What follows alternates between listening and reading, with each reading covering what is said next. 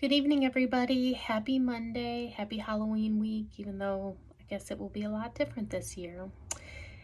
So, this week is about qualitative data analysis. And as I had let you know last week, I made some changes in your assignment.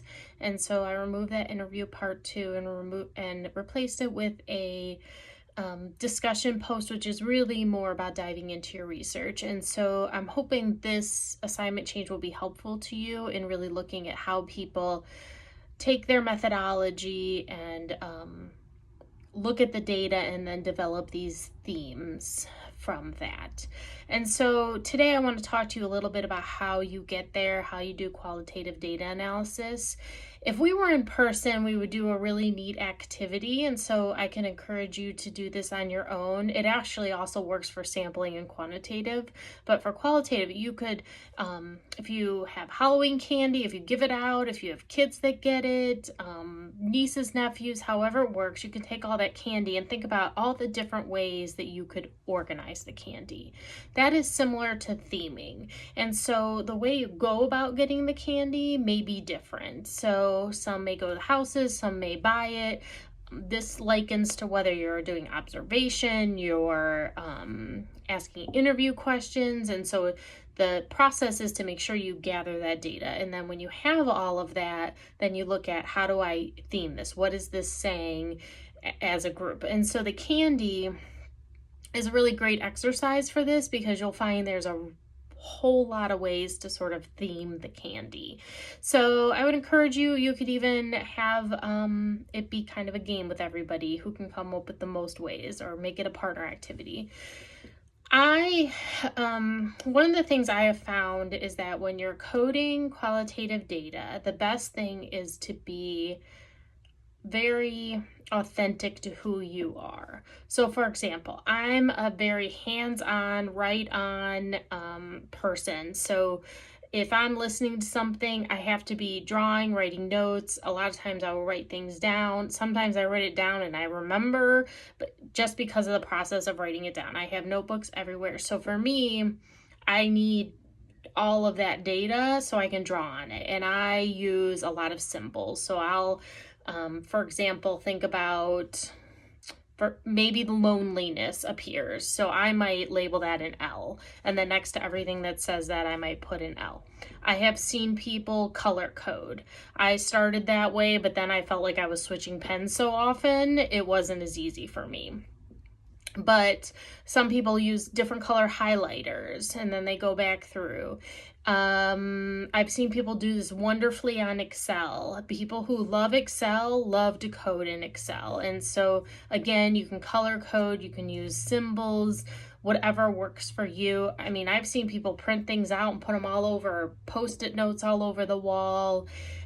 The idea is that you're really getting into the data so that you can see what it says. And I made this comment on a lot of your discussion posts, but I want to, and I tried to highlight this in the examples that I shared, but your interview questions, when you don't want to just code by question. Your interview questions should help you dig out the deeper data so that you can really understand what's going on. So for example, I had maybe 8 interview questions, but I came up with 3 themes. The interview questions help you get deeper into the data, but you don't necessarily code like that. And one of the things they say in qualitative research for how many do you talk to, it's when you reach salience. And that means you're hearing the same thing over and over again.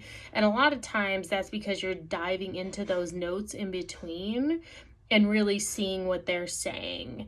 And there's just,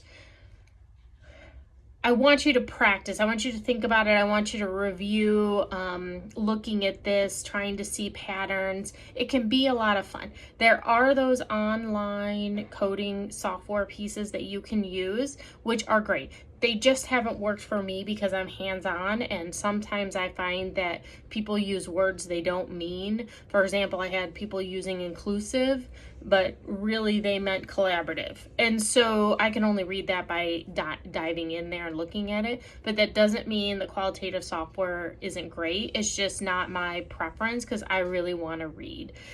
ideally what happens is the voices of your participants really start to emerge. When I was in the assessment world and I did qualitative assessment, I really felt responsible for my participants. Like, I was the only person who could really vocalize what they said. And when you're looking at changes and improvements, I took this to heart. And so that's how you really know you're getting to know that data.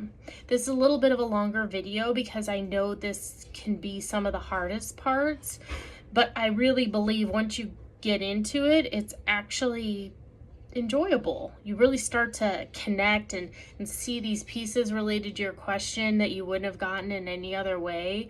And so play around, think about it, ask me questions.